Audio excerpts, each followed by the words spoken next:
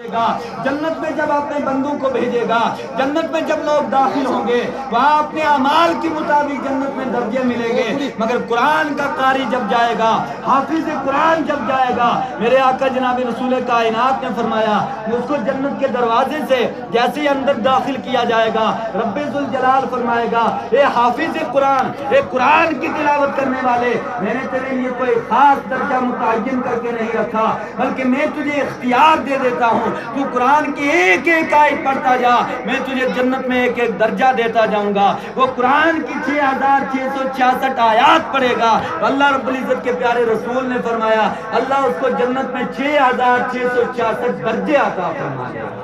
یہ عظمت ہے قرآن کی، مگر قرآن کو یہ عظمت ملی کس وجہ سے؟ وہ ہے ذات رسول اکرم صلی اللہ علیہ وسلم۔ دوستو انجیل یہ بھی اللہ کے نبی پر نازل ہوئی، توریت یہ بھی اللہ کے نبی پر نازل ہوئی، زبور یہ بھی اللہ کے نبی پر نازل ہوئی، مگر قرآن کو اتنی برکت کیسے ملی؟ قرآن کو برکت اس لیے ملی کہ قرآن جس نبی پر نازل ہوا اس نبی کا انبیاء کی سب میں کوئی جواب اور کوئی مثال پیش نہیں کر سکتے، لہذا بے مثال پر، بے مثال رسول پر نازل ہونے والی کتاب کو بھی اللہ نے بے مثال بنا دیا۔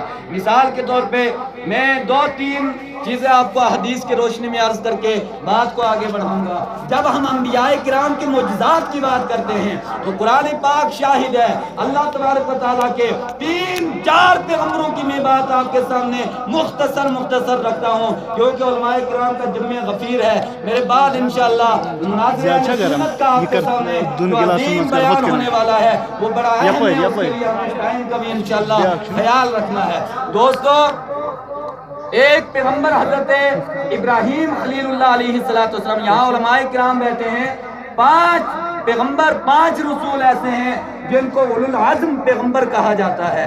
وہ ان میں رسول دو جہاں صلی اللہ علیہ وسلم کے بعد صفِ انبیاء میں اگر کسی کا رتبہ ہے تو وہ ابراہیم خلیل اللہ علیہ السلام کا ہے۔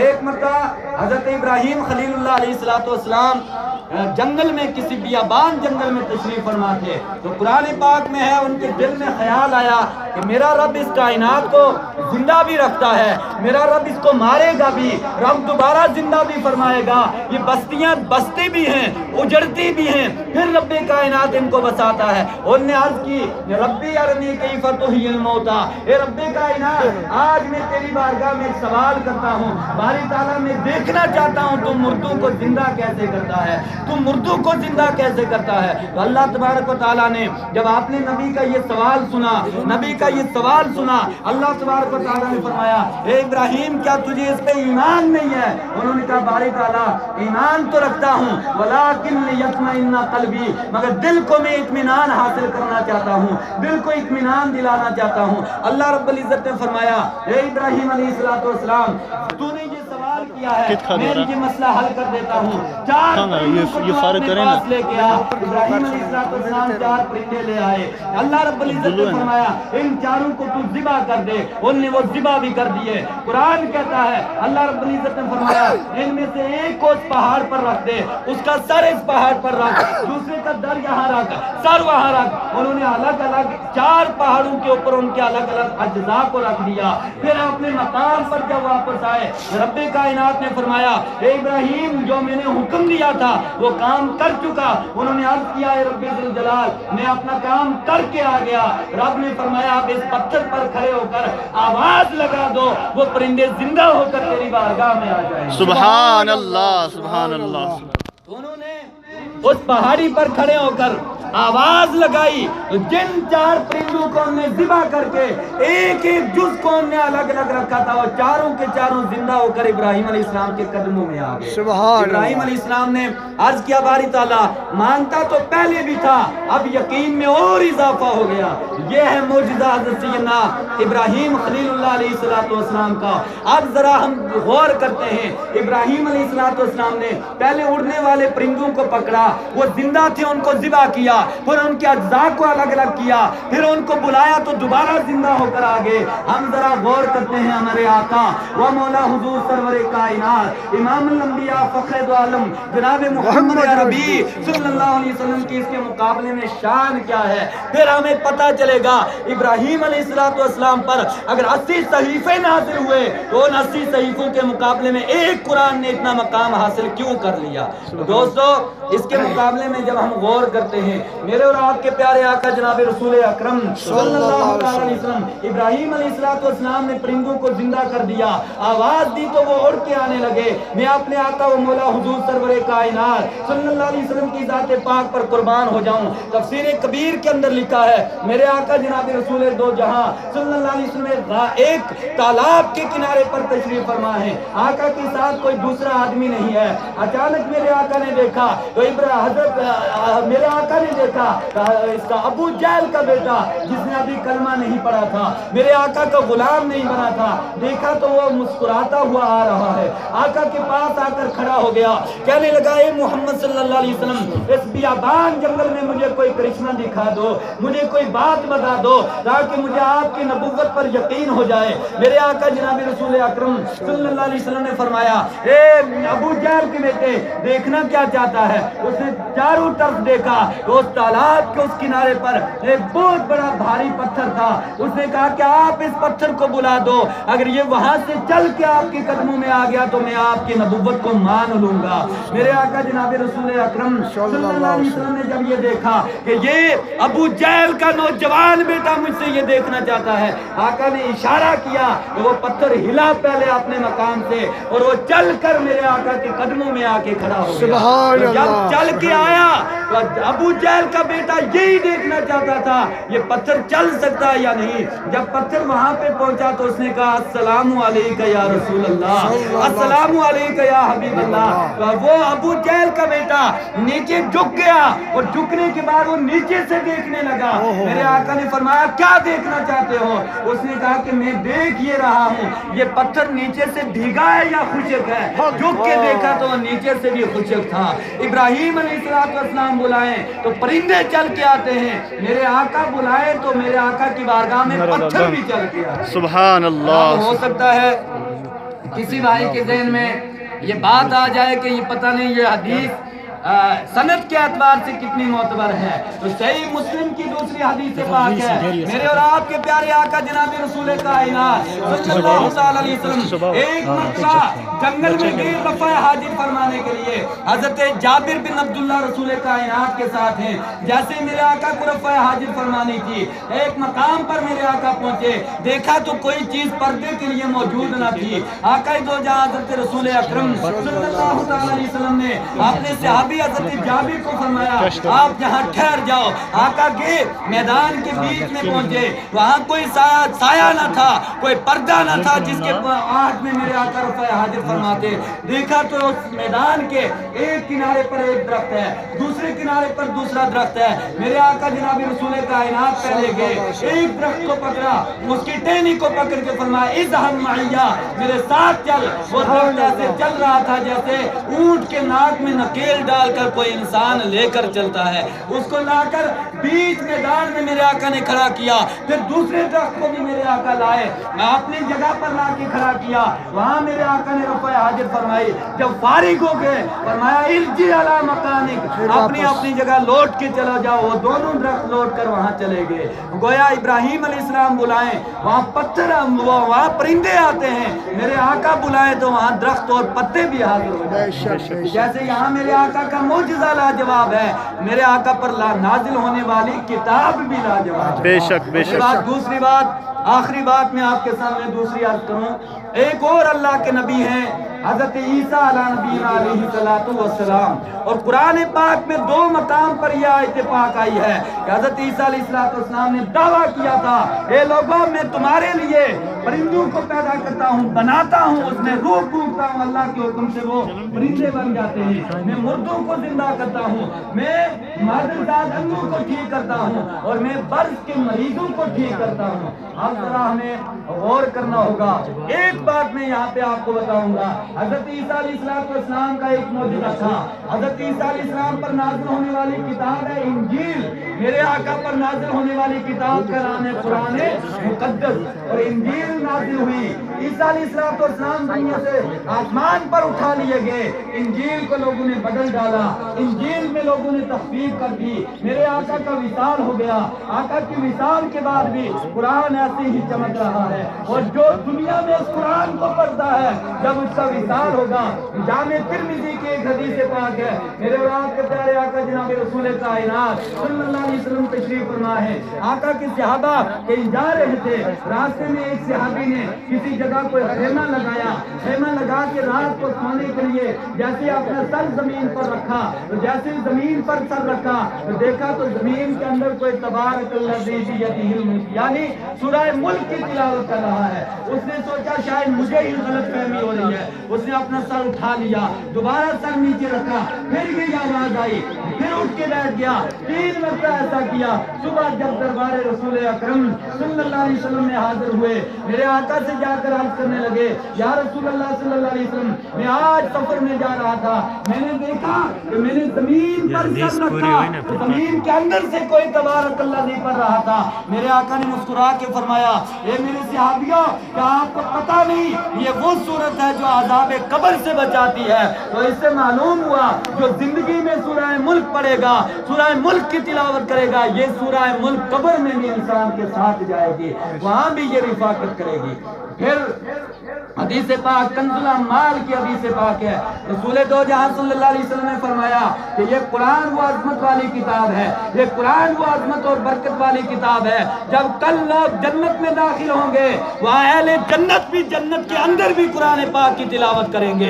तो गोया ये कुरान न दुनिया में बदला, न कयामत तक बदलेगा, और कल जब लोग जन्नत में जाएंगे, ये कुरान वहाँ भी जन्नत में उसका रफीक बन के साथ होगा, और लोग जन्नत में भी इस कुरान की तिलावत करेंगे। और बाकी किताबों में तो अदल बदल हो गया, बाकी किताबों में लोगों ने घटा बढ़ा दिया, मगर मेरे और आपके प्यारे आका जनाब रसूल कायनात सल्लल्लाहु अलैहि वसल्लम ने फरमाया, मेरे लोगों सुन लो, जो दुनिया में इस कुरान को पढ़ता है, कल महशर के मैदान में ये कुरान अपने कारी की शफाअत करने के लिए अल्लाह की बारगाह में खड़ा होगा, और वहाँ कुरान शफाअत करवा के अपनी कारी को जन्नत में साथ लेके जाएगा।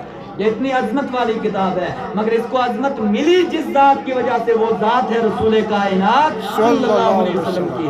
अब ईसा अलैहिस्सलाम का मौजूदा है, एक मुर्दों को जिंदा करना, बर्स के मरीजों को ठीक करना, मादरजाद अंधों को ठीक करना, ये 3 मशहूर मौजूदे हैं हजरत ईसा अलैहिस्सलाम का। अब अगर कुरान को रसूल कायनात की वजह से अजमत मिली, तो हमें इन 3 मौजूदों के मुकाबले में भी जनाब रसूल कायनात की बारगाह में सवाल करना होगा।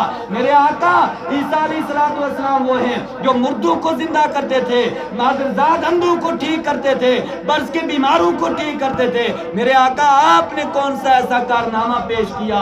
तो हदीस पाक शाहिद है, सही बुखारी की हदीस पाक है, हजरत रसूल कायनात सल्लल्लाहु अलैहि वसल्लम के सहाबी हजरत जाबिर बिन अब्दुल्लाह रज़ियल्लाहु ताला अन्हु रिवायत करते हैं, हम अपने आका जनाब रसूल अकरम सल्लल्लाहु अलैहि वसल्लम के साथ बैठकर खाना तिलावत किया करते थे। खाना खाते तो मेरे आका के सामने दस्तरखान बिछा होता, आका दस्तरखान पर जलवागर होते, सामने खाना रखा हुआ होता, हम अपने आका के साथ बैठकर खाना तनावल करते।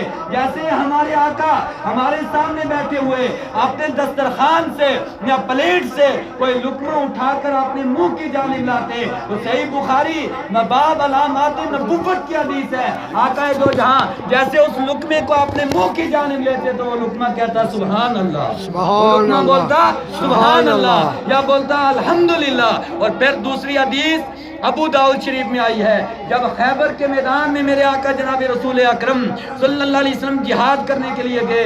मैदान खैबर में हजरत अलीउल मुर्तज़ा शेर खुदा रज़ी अल्लाह तआला अन्हु के हाथों से मरहब नाम का पहलवान मारा गया। उसकी बहन थी, उस बहन ने अपने घर में एक बकरी को ज़िबा किया। जब बकरी का ज़िबा करने के बाद गोश्त को तैयार किया, उसने गोश्त के अंदर जहर मिलाकर उस गोश्त को तैयार किया और एक आदमी भेजकर जनाब रसूल कायनात सल्लल्लाहु अलैहि वसल्लम को दावत कर दी। जैसे ही मेरे आका को दावत की, रसूल अकरम सल्लल्लाहु अलैहि वसल्लम की सुन्नत है, मेरे आका किसी की दावत रद्द कभी नहीं फरमाते। जैसे दावत कर दी गई, मेरे आका खाना खाने के लिए तशरीफ लाए, साथ में चंद सहाबा भी थे। जैसे दस्तरखान पर बैठे, मेरे आका के सामने खाना लाया गया। आका ने एक लुकमा, एक गोश्त की बोटी उठाकर आपने मुंह मुबारक में डाली। जैसे ही दूसरी बोटी उठाई, आपने मुंह के करीब लाई, तो मेरे आका ने उसको जमीन पर रख दिया, यानी दस्तरखान पर रख दिया और फरमाया कि जिसने ये खाना बनाया है उसको मेरी बारगाह में बुला के लाया जाए। जब उस औरत को रसूल दो जहां की बारगाह में बुला के लाया गया, जब वो बारगाह रसूल में हाजिर हुई, मेरे आका ने फरमाया, ए औरत बता, तूने इस खाने में जहर मिलाया है? उसने अर्ज किया, या रसूल अल्लाह सल्लल्लाहु अलैहि वसल्लम, मैंने इसमें जहर मिलाया है, मगर या रसूल अल्लाह आप बताएं कि आपको किसने बताया? मेरे आका ने इशारा करके बताया, ए औरत जहर मिलाने वाली, मुझे इस गोश्त की बोटी ने बताया या रसूल अल्लाह, मुझे खाना नहीं, मेरे अंदर जहर मिला हुआ है, मेरे अंदर जहर मिला हुआ है। बस इसी पर मैं आपकी तवज्जो चाह के अपनी बात को समेट रहा हूँ। हजरत ईसा अलैहिस्सलाम किसी मुर्दे के पास जाते, हजरत ईसा अलैहिस्सलाम इशारा करते, कुम बिइज़्निल्लाह, वो मुर्दा जिंदा हो जाता। जो कल तक अक्ल वाला भी था, कल तक वो सुनने की कुव्वत भी रखता था, कल तक वो देखने की कुव्वत भी रखता था, कल तक वो बोलने की कुव्वत भी रखता था, वो खड़ा हो जाता, हजरत ईसा अलैहिस्सलाम से कलाम करने लगता। मगर मेरे आका जनाब रसूल अकरम सल्लल्लाहु तआला अलैहि वसल्लम की ये शान है, मेरे आका जनाब रसूल कायनात सल्लल्लाहु अलैहि वसल्लम ने कोई मुर्दा ही जिंदा नहीं किया, बल्कि अगर गोश्त पक के मेरे आका की बारगाह में आता, जिसको मेरे आका उठाकर अपने मुंह में खाने के लिए डालते, वो गोश्त भी जिंदा होकर कहता सुभान अल्लाह, वो गोश्त भी जिंदा होकर कहता या रसूल अल्लाह, मुझे तनावल नहीं करना इसलिए कि मेरे अंदर जहर मिला हुआ है। तो जिस तरीके से मेरे आका इन मौजज़ात में मुमताज हैं, इसी तरीके से मेरे आका पर नाजिल होने वाली किताब यानी कुरान मुक़द्दस भी लाजवाब है। और मुझे ये हुक्म मिला था कि आप अखलाक रसूल की बात करें, तो मैं एक बात आपके सामने याद कर रहा हूँ, पानी दे। अखलाक रसूल हज़रत उम्मुल मोमिनीन हज़रत सय्यदा आयशा सिद्दीक़ा रज़ियल्लाहु तआला अन्हा से सवाल किया गया कि हम उम्मुल मोमिनीन, आप हमें बताएं कि मेरे आका का अखलाक क्या था? उन्होंने कहा काना खुल्कुहुल कुरान। मेरे आका के अखलाक का सवाल करने वालों, आका का अखलाक ढूंढना है तो कुरान खोल के पढ़ लो। मेरे आका के अखलाक ही का नाम कुरान है, आका के अखलाक का नाम कुरान है, कुरान है। और सहाबाए किराम कि ये शान होती थी जब वो कुरान की तिलावत किया करते थे, वो कुरान को कुरान की तिलावत करते टाइम भी अपने ज़हन में ये रखते थे, ये वो कुरान है जो सबसे पहले सीने रसूल अकरम पे नाजिल हुआ। ये कुरान वो कुरान है जिसकी तिलावत रसूल कायनात ने फरमाई है। ये कुरान वो किताब है जो अल्लाह रब्बुल इज़्ज़त ने अपने प्यारे महबूब जनाब मोहम्मद अरबी सल्लल्लाहु अलैहि वसल्लम पर नाजिल हुई है। ये समझ कर सहाबाए किराम कुरान की तिलावत किया करते थे। अब दोस्तों, आज जो उम्मत रसूल अकरम सल्लल्लाहु अलैहि वसल्लम में हर इंसान के अखलाक बिगड़ गए हैं। आज माँ बाप के साथ एक नाज़ेबा सलूक किया जा रहा है, आज बहन भाइयों में मोहब्बत का फुकदान पाया जा रहा है, आज यतीमों का माल इन लोग जुल्मन खा रहे हैं। इन तमाम चीज़ों के अंदर जो असल वजह है वो ये है कि हमने अखलाक रसूल यानी कुरान मुक़द्दस से रूगर्दानी कर ली। जब हमने कुरान को पढ़ना छोड़ दिया, कुरान को सीखना छोड़ दिया, अखलाक रसूल को अपनाना छोड़ दिया, तो आज इंसान इतना पत्थर दिल हो चुका है, वो यतीमों पर, बेवाओं पर, पड़ोसियों पर, यतीमों पर, हर मजलूम पर वो जुल्म कर रहा है। उसको जुल्म करते टाइम ज़रा भी ये परवाह नहीं होती कि हम गुलाम हैं जनाब रसूल अकरम सल्लल्लाहु अलैहि वसल्लम के। तो हज़रात, मैं अखलाक के रसूल के बारे में एक हदीस आपके सामने अर्ज कर रहा हूँ। हज़रत सैयदना इमाम बहकी अली रहमा ने लिखा, एक मरतबा मेरे और आपके प्यारे आका जनाब रसूल कायनात सल्लल्लाहु ताला अलैहि वसल्लम हज़रत आयशा सिद्दीक़ा फरमा रही हैं, मेरे आका के अखलाक का सवाल करने वालों, आका का अखलाक तो कुरान है। कुरान में मेरे आका ने यतीमों के, कुरान में अल्लाह रब्बुल इज़्ज़त ने यतीमों के अहवाल बयान किए, यतीमों के हुकूक बयान किए, माँ बाप के हुकूक बयान किए, पड़ोसियों के हुकूक बयान किए, हर इंसान के हुकूक को बयान किया। अगर हमने इस कुरान को अपने सीने से लगाया होता, आज हर एक इंसान जो ला इलाहा इल्लल्लाह मुहम्मदुर रसूलुल्लाह सल्लल्लाहु अलैहि वसल्लम पढ़ने वाला होता, वो अपने आका जनाब रसूल अकरम सल्लल्लाहु अलैहि वसल्लम के अखलाक में डूबा हुआ होता। उसके उठते बैठते सुन्नत रसूल की बू से आती। आका दो जहां हज़रत रसूल अकरम सल्लल्लाहु अलैहि वसल्लम तशरीफ फरमा है। मेरे आका जनाब रसूल अकरम सल्लल्लाहु अलैहि वसल्लम ने फरमाया, तशरीफ फरमा अपने सहाबा से वाज फरमा रहे हैं, और मक्कातुल मुकरमा में उस दिन कोई ईद और त्योहार का कोई त्योहार था, कोई ईद थी कुफारे मक्का की। एक छोटा सा बच्चा अपने घर से सुबह के टाइम बाहर निकला, जिसका बाप इस दुनिया में मौजूद नहीं था, जिसका बाप मर चुका था। यतीम बच्चा जब अपने घर से बाहर निकला, उसने देखा तो पड़ोस का हर बच्चा खुशियों में डूबा हुआ है, नए कपड़े पहने हुए हैं, अपने घर में खुशियां मना रहे हैं। मेरे आका जनाब रसूल अकरम सल्लल्लाहु ताला अलैहि वसल्लम के दौर मुबारक में वो यतीम जैसे बाहर से बच्चों के सामने से किसी दोस्त को मिला, उसने अपने किसी दोस्त को पूछा, ये मेरे दोस्त बता आज लोगों ने नए कपड़े क्यों पहने हैं, आज